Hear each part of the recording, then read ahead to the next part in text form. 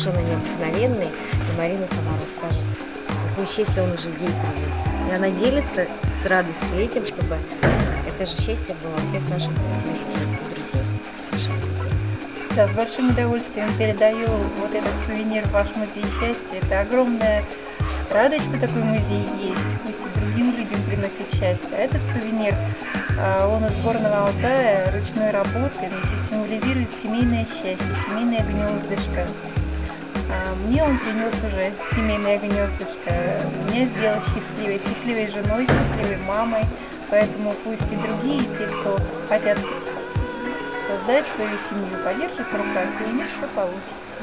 Будет гнездышко, будет счастливая парочка и счастливые детки.